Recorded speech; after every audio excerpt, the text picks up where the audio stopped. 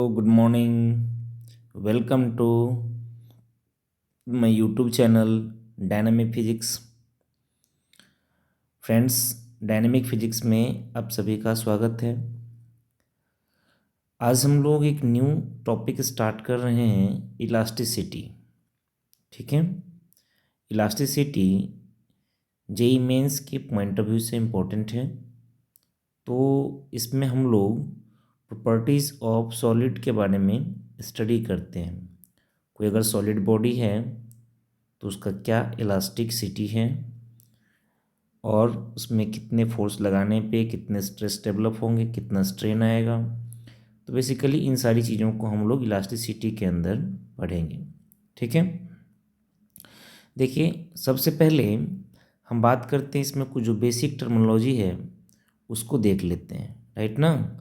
सबसे पहला टर्म है deforming force. What is deforming force?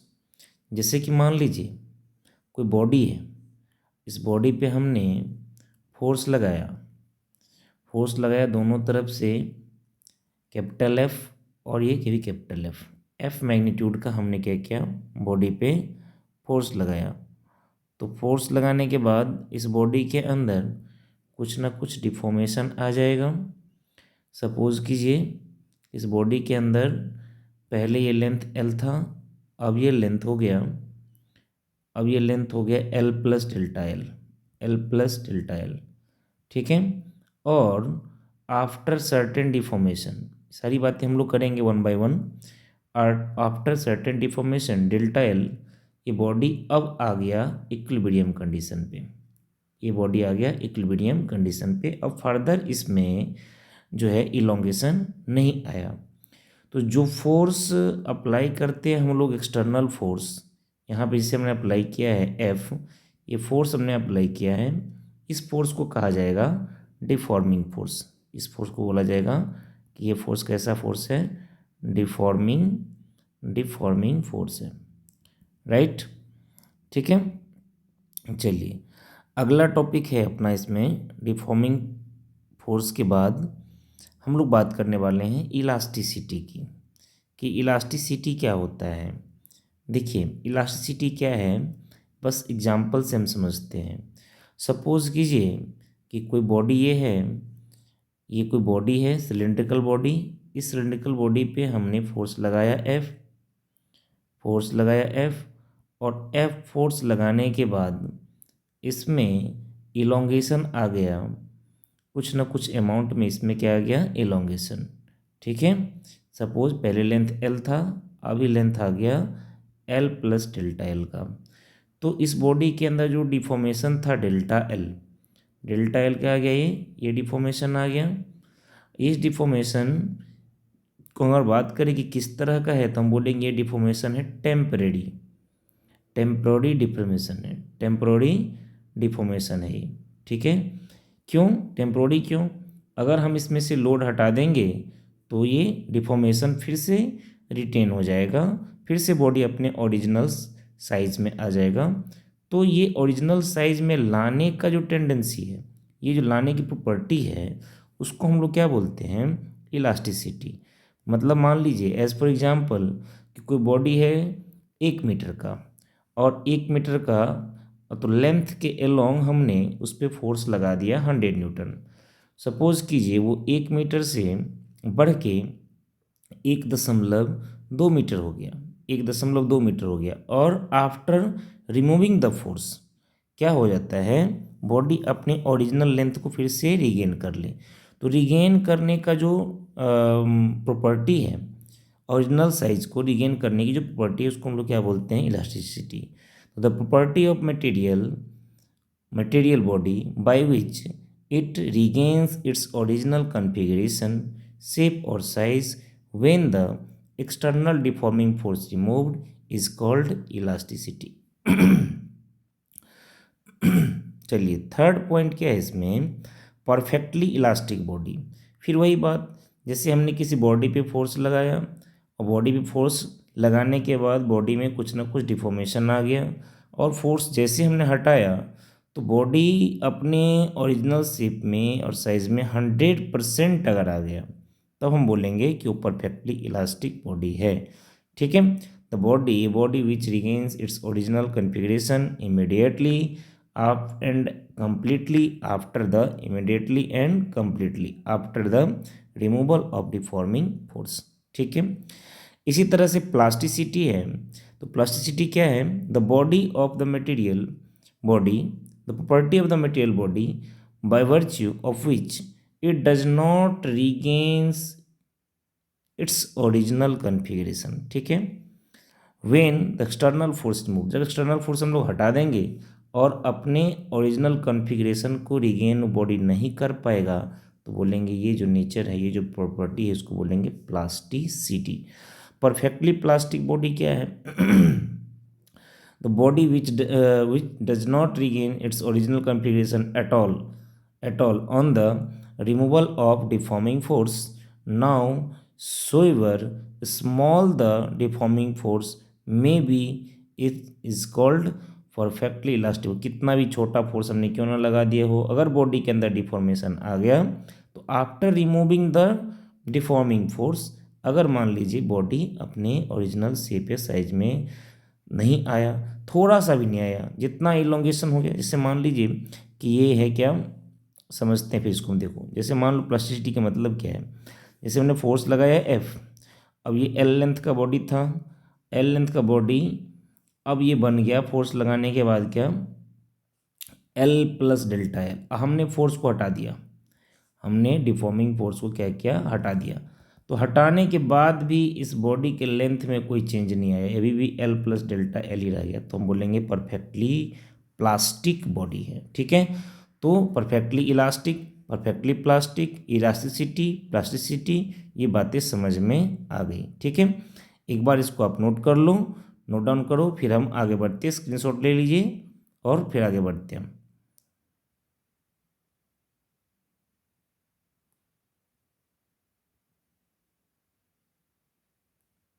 ठीक है, चलिए आगे हैं। सबसे पहला टॉपिक जो आता है इलास्टिसिटी के अंदर, वो हमें जानना होता है स्ट्रेस के बारे में, कि स्ट्रेस क्या है, स्ट्रेन क्या है, ये जानना होता है। तो हम सबसे पहले जानते हैं स्ट्रेस। स्ट्रेस क्या है, चलिए देखते हैं स्ट्रेस को हम लोग। सपोज कीजिए कि हमने एक बॉडी सेलेक्ट किया कुछ इस तरह से, और इस बॉडी पे हमने दोनों तरफ इक्वल अमाउंट का फोर्स लगाया एफ। ठीक है, फोर्स लगाने के बाद पहले ये लेंथ था एल, इसका एरिया ऑफ क्रॉस सेक्शन था ए। अब ये जो है लेंथ में कुछ इंक्रीमेंट आ गया, लेंथ में कुछ इंक्रीमेंट आ गया। ठीक है, और ये इंक्रीमेंट बहुत छोटा है, इंक्रीमेंट बहुत छोटा है, इंक्रीमेंट तो आया लेकिन इंक्रीमेंट बहुत छोटा है। ठीक है, जैसे कि यहाँ पे हमने ये एरिया ए लिया है, तो यहाँ का भी जो एरिया है वो लगभग लगभग ए के ही बराबर है। ठीक है, इसका मतलब जो इंक्रीमेंट है सर, काफ़ी स्मॉल इंक्रीमेंट है। ठीक है, ये जो इंक्रीमेंट है डेल्टा एल, ये छोटा इंक्रीमेंट है डेल्टा एल। ठीक है, लेंथ यह बन गया एल प्लस डेल्टा एल। तो फोर्स लगाने के बाद क्या बोलते हैं हम लोग, देखिए कि स्ट्रेस जो होगा, स्ट्रेस, स्ट्रेस कैसे डिफाइंड होता है? स्ट्रेस डिफाइन होता है कि रीस्टोरिंग फोर्स, रीस्टोरिंग फोर्स, चलिए इसको सिग्मा से नोट करते हैं हम लोग। Restoring force per unit area. Sir ये रीस्टोरिंग फोर्स क्या है? देखो बाबू, जैसे कि मान लो कि हमने एक सेक्शन लिया, इसके बीच में कहीं का एक सेक्शन ले लो, ए बी सेक्शन ले लिया हमने। ठीक है, ए बी सेक्शन ले लिया, इसको हम सी मानते हैं, इसको हम डी मान लेते हैं। ये सारी बातें बोलते हैं क्या हम लोग कि एट द या एट इक्विलिब्रियम पोजीशन। ये क्या है? सपोज कीजिए कि हम ये बॉडी पे फोर्स लगाएं, इस बॉडी में जितना डिफॉर्मेशन आना था डेल्टा एल, ये आ गया एक गिवन फोर्स के लिए। अब ये आगे डिफॉर्म नहीं हो रहा है, तो बोलेंगे क्या हम लोग कि इस इक्विलिब्रियम पोजीशन पे जो फोर्स लग रहा है, किस सेक्शन पे, जो फोर्स लग रहा है सी बी वाले सेक्शन पे, देखिएगा सी बी वाले सेक्शन पे इधर फोर्स लगा एफ, और इस तरफ जो फोर्स लगा सी बी वाले सेक्शन पे, ये बी है, ये इस पे फोर्स लग जाएगा इसके तरफ दूसरी दिशा में, ये बोल गया फोर्स क्या, रीस्टोरिंग फोर्स। ठीक है, अब ये इक्विलिब्रियम पे है तो बोलेंगे जो रीस्टोरिंग फोर्स होगा सर ये एफ के बराबर ही होगा। ठीक है, दूसरे वाले सेक्शन के लिए भी सेम बातें होगी। ठीक है, तो हम यहाँ बोलेंगे कि जो स्ट्रेस का फॉर्मूला आएगा सर, ये आएगा restoring force upon area of cross section A, मतलब स्ट्रेस आ गया एफ अपॉन ए। एफ क्यों सर, एफ इसलिए कि at the equilibrium position restoring force किसके बराबर हो जाएगा, एफ के बराबर हो जाएगा। ध्यान रहे हमने बोला जो डेल्टा एल जो है ये क्या है, वेरी वेरी स्मॉल। ठीक है, और ए जो है एरिया में चेंज भी आता है, लेकिन चेंज इन एरिया भी जो है ये भी बहुत बहुत छोटा है, very very very very small. ठीक है, इसीलिए जो क्रॉस सेक्शन एरिया है हम इसको क्या रखते हैं, लगभग लगभग यही रख लेते हैं। तो ये आ गया स्ट्रेस, ये फॉर्मूला बन गया स्ट्रेस का कि अप्लाइड लोड अपॉन क्या, एरिया। ठीक है, चलिए अब हम इसमें देखते हैं कि स्ट्रेस के कितने टाइप्स होता है। चलिए एक बार पहले आप इसका स्क्रीनशॉट ले लो। स्ट्रेस का टाइप क्या होता है, देखिए types of stress. Types of stress, सबसे पहला हम बोलते हैं नॉर्मल या लॉन्गिट्यूडनल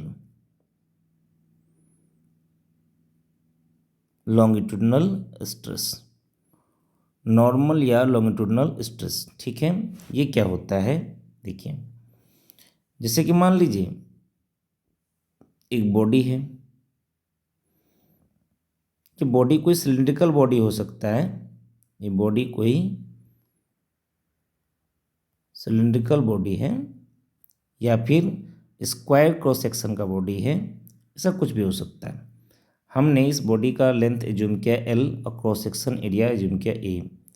जब इस पर हमने लोड लगाया,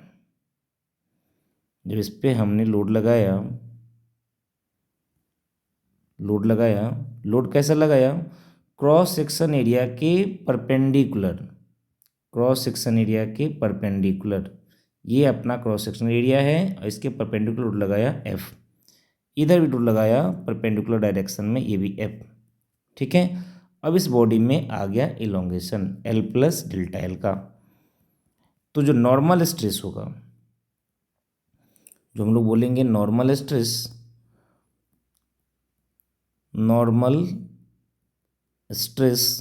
is equal to F normal upon area, यही हमारा एफ नॉर्मल है।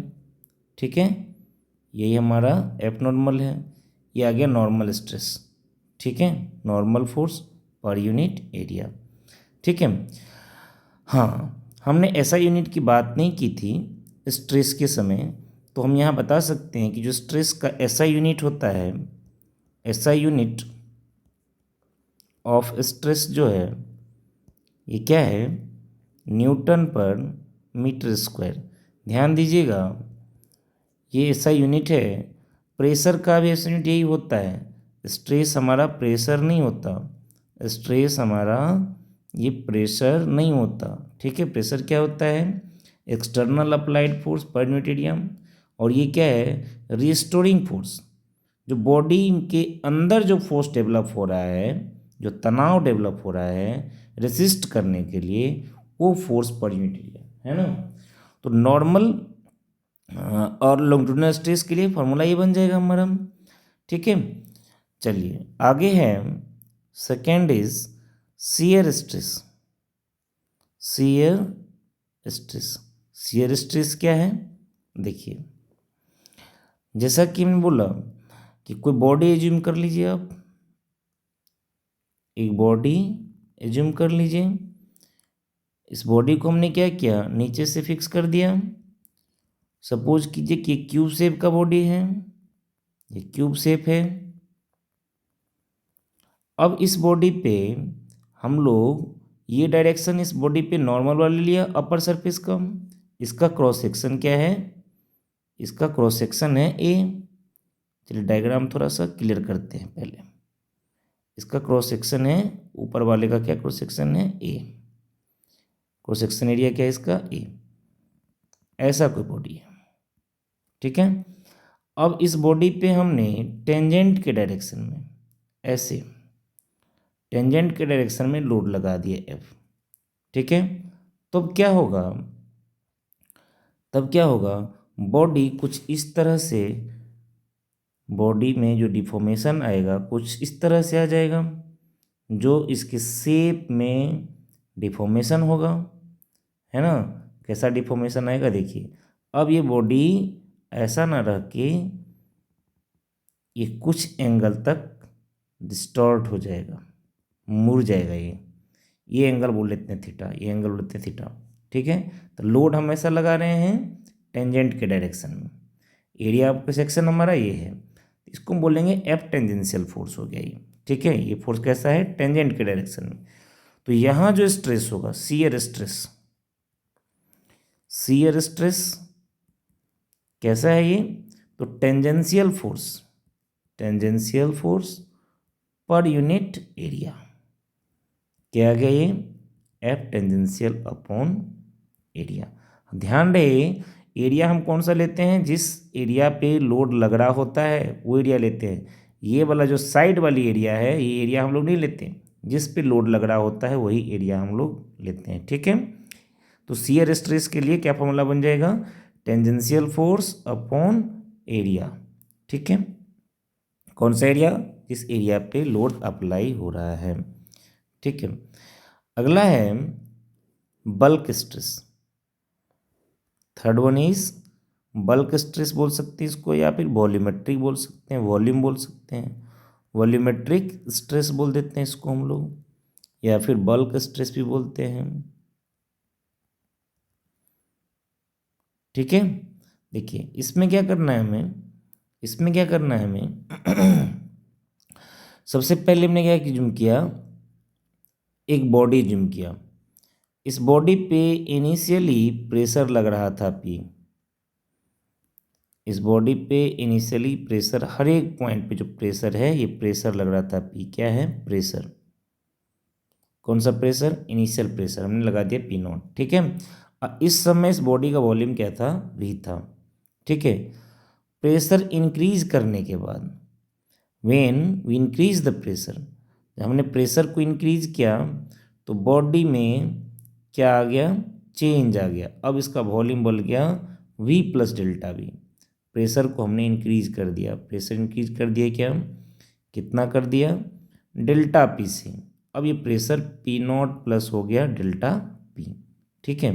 तो प्रेशर इंक्रीज किया, तो यहाँ एक बात ध्यान देने वाली है कि इफ़ प्रेशर डेल्टा P क्या हो जाएगा, अगर ये पॉजिटिव रहेगा तो चेंज इन वॉल्यूम क्या हो जाएगा, निगेटिव हो जाएगा, वॉल्यूम घट जाएगा, ठीक है ना। प्रेशर बढ़ाएंगे तो वॉल्यूम क्या होगा, घटेगा ना, घट जाएगा।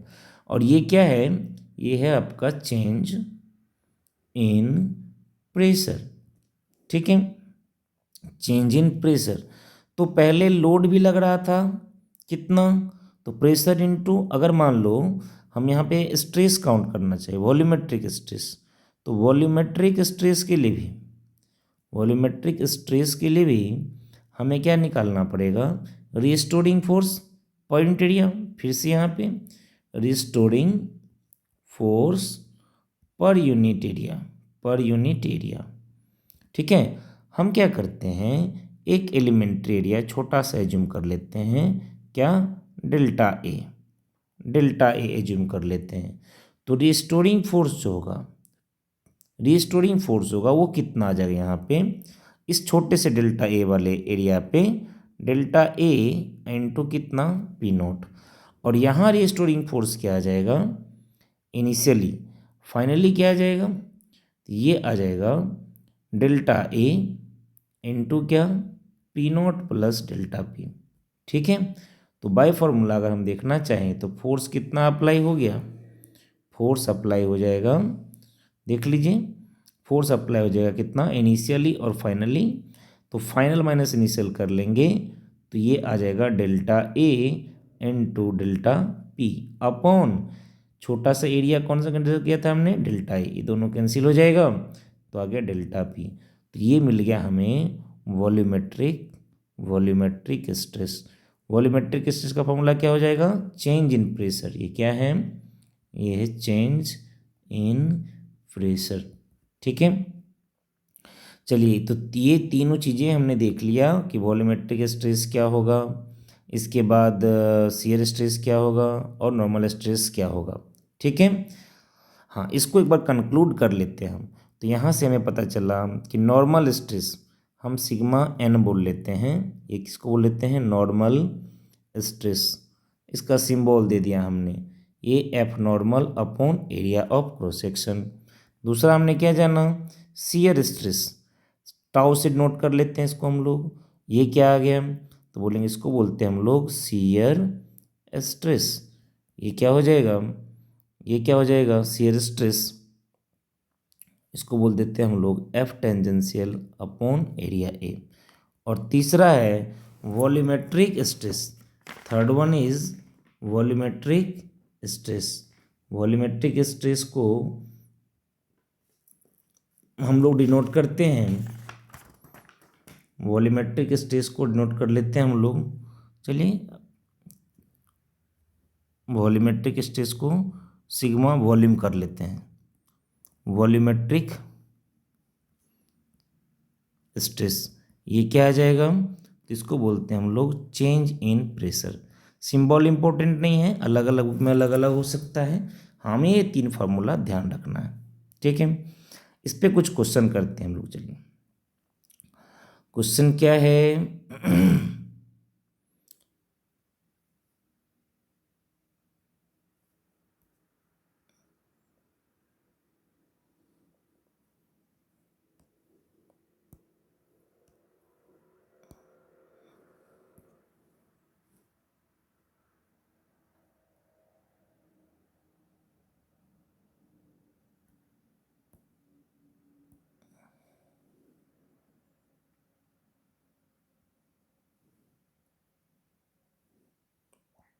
चलिए, क्वेश्चन स्क्रीन पे है, क्वेश्चन को देखिए एक बार आप और सोचिए।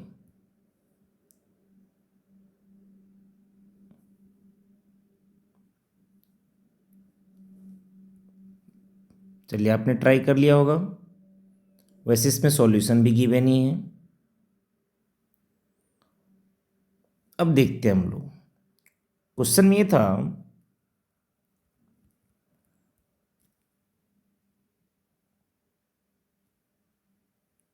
एक क्यूबॉइड शेप का बॉडी है,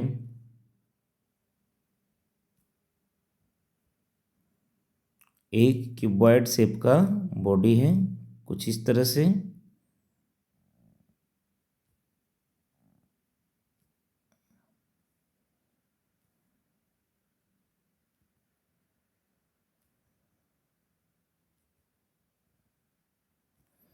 ठीक है, हाँ, इसका डायमेंशन दिया गया है, ये 5 मीटर का, और ये दिया गया है 2 मीटर का, और इसका हाइट है कितना, 1 मीटर का, और इस पे एक फोर्स लगा दिया गया है, इस पे एक फोर्स लगा दिया गया है किस तरह से, 100 न्यूटन का, जिसका एंगल दिया गया है कितना, 30 डिग्री, किसके साथ, हॉरिजॉन्टल के साथ। ठीक है, तो चलिए, इसमें सबसे पहले क्या करना पड़ेगा हमें, इस फोर्स का दो कंपोनेंट ले लेंगे, दो कंपोनेंट ले लेंगे, एक टेंजेंशियल और दूसरा वाला नॉर्मल। ठीक है, एक टेंजेंशियल दूसरा नॉर्मल, दिया जाएगा 100 cos 30 degree, that is 100 into 1/√3/2, ये आ जाएगा कितना, 50√3, और ऊपर वाला कितना आ जाएगा, 100 sin 30, यह आ जाएगा 50 न्यूटन।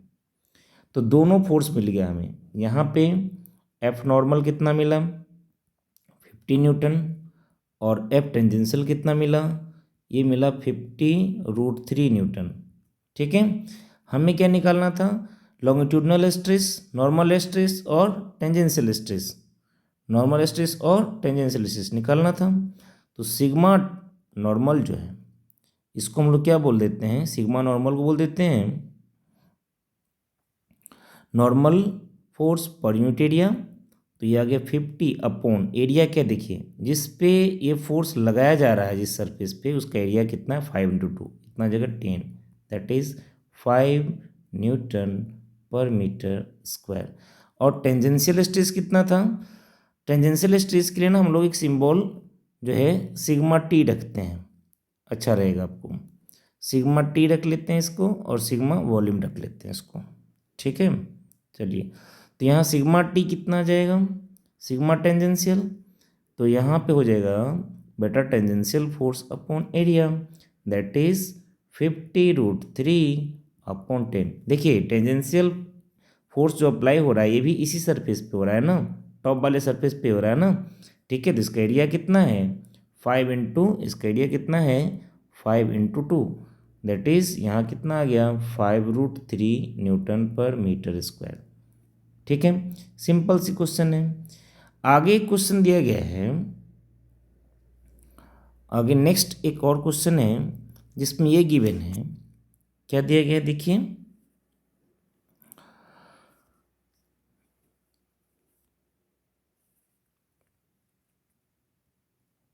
एक सिलेंडर है,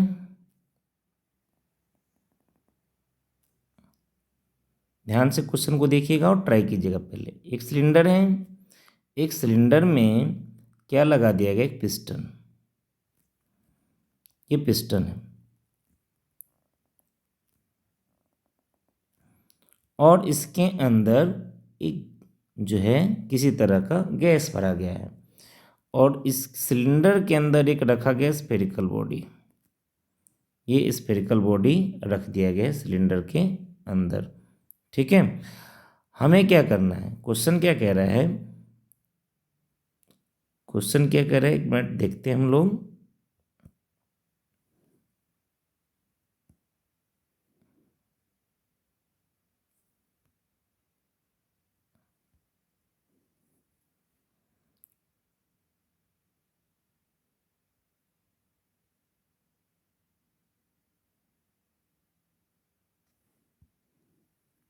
ये जो पिस्टन है इसका क्रॉस सेक्शन एरिया गिवन है, क्रॉस सेक्शनल एरिया ये दिया गया है 50 सेंटीमीटर स्क्वायर और इसका जो मास है, मास दिया गया है 50 kg। ठीक है, इसके अंदर जो बॉडी, जो स्फेरिकल बॉडी रखा गया है, एक स्फेरिकल बॉडी है, इसका जो रेडियस दिया गया है ये है 10/π सेंटीमीटर। ठीक है, देखिए और ये सारी चीज़ें अभी कहाँ पे है, एक इक्विलिब्रियम कंडीशन पे है, प्रेजेंट सिचुएशन, जहाँ हमें पूछा जा रहा है कि बताइए इसका बल्क स्ट्रेस कितना होगा। तो देखो पहले क्या था इसमें क्वेश्चन में, पहले ये दिया गया था कि सिस्टम को जो है फ्रीली रिलीज कर दिया गया, मतलब पिस्टन को जो है फ्रीली रिलीज कर दिया गया है। अब ये रिलीज करेंगे तो एक सर्टेन हाइट तक, यहाँ से एक सर्टेन हाइट तक आने के बाद पिस्टन रुक जाएगा। क्यों रुक जाएगा, क्योंकि इस करेंट सिचुएशन पे ऊपर का प्रेशर और बॉटम का प्रेशर, अलग से डायग्राम बना के हम लोग समझते हैं। देखो ऊपर का प्रेशर और बॉटम का जो प्रेशर है दोनों क्या रहेगा, सेम हो जाएगा। एक सर्टेन हाइट पे आ जाने के बाद ऊपर वाले का प्रेशर, टॉप का प्रेशर क्या है, यहाँ का प्रेशर तो एक एटमॉस्फेरिक प्रेशर भी है, अब प्लस पिस्टन के वेट के कारण जो प्रेशर लग रहा है वो कितना हो जाएगा, तो बोलेंगे पिस्टन का वेट के कारण mg अपॉन एरिया, ये ऊपर का प्रेशर है, नीचे जो प्रेशर लगा रहा है ये गैस लगा रहा है, नीचे का प्रेशर गैस लगा रहा है, तो यहाँ बोलेंगे pressure by gas, pressure by gas. तो ये दोनों वैल्यू सेम होना चाहिए, बोलेंगे pressure of air plus pressure by load of weight of piston is equal to pressure of gas. ठीक है, ये बातें आ गई। अब इसके अंदर जो बॉडी रखा गया है, इसके ऊपर कितना प्रेशर में चेंज आएगा। हाँ, पहले हम सिस्टम को फ्रीली रखे हुए थे, रिलीज नहीं कर रहे थे, उस समय इसके ऊपर दबाव नहीं बन रहा था बॉडी के ऊपर। अचानक सा सिस्टम नीचे आया तो इस बॉडी के ऊपर क्या बन जाएगा, प्रेशर बन जाएगा। क्यों? क्योंकि गैस का प्रेशर बनेगा, और गैस का प्रेशर प्लस पिस्टन का प्रेशर और प्लस एटमॉस्फेरिक प्रेशर, ये पिस्टन का प्रेशर और एटमॉस्फेरिक प्रेशर मिलके गैस के प्रेशर के बराबर हो जाएगा। ठीक है, मैं फिर से रिपीट कर दे रहा हूँ। देखिए, एक बार हम फिर से डायग्राम बना के आपको समझाने का प्रयास कर रहे हैं। पहले कैसा था? पहले सिस्टम कुछ इस तरह से था,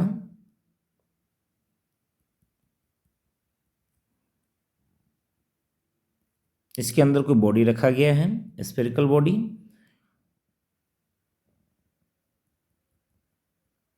इसको मान लीजिए कि हम होल्ड करके रखे हुए हैं, होल्ड करके रखे हुए हैं। अब इसको जब छोड़ देंगे, जब छोड़ देंगे तो पिस्टन क्या होगा, नीचे आएगा।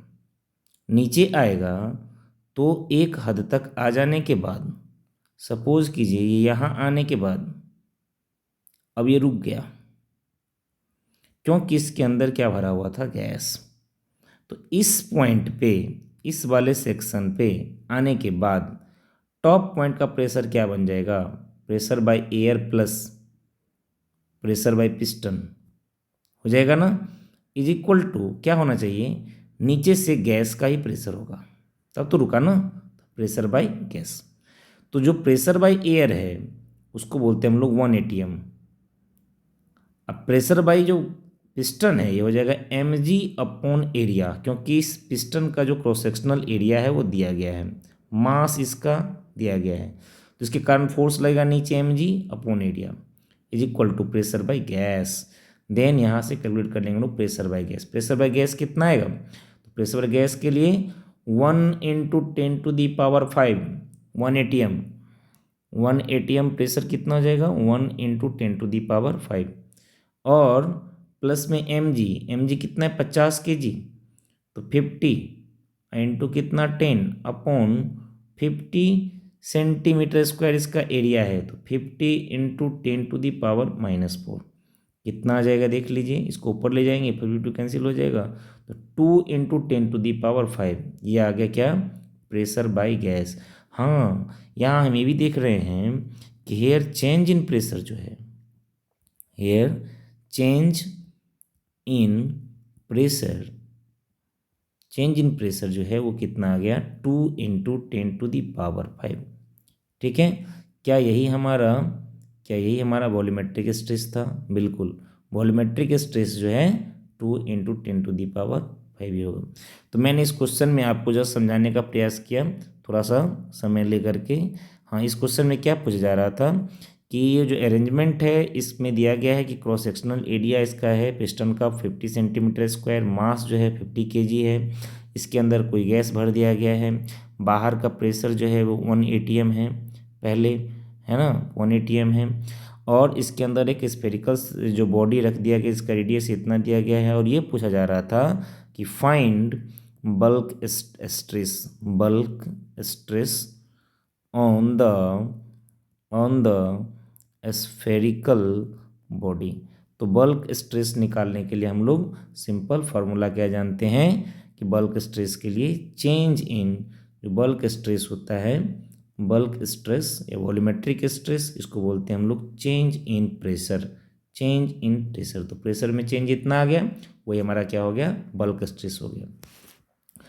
चलिए, तो हमने आज सीखा क्या, तीनों तरह के स्ट्रेस काउंट करना, नॉर्मल स्ट्रेस, शियर स्ट्रेस और वॉल्यूमेट्रिक स्ट्रेस। नॉर्मल स्ट्रेस क्या होता है, शियर स्ट्रेस क्या होता है, और वॉल्यूमेट्रिक स्ट्रेस क्या होता है। ठीक है,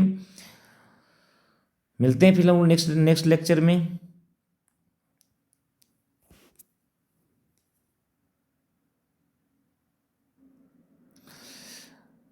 यदि आप अभी तक चैनल को सब्सक्राइब नहीं किए हैं तो चैनल को सब्सक्राइब कीजिए, शेयर कीजिए और बेल आइकन को दबाइए ताकि अपडेट आपको मिलता रहे।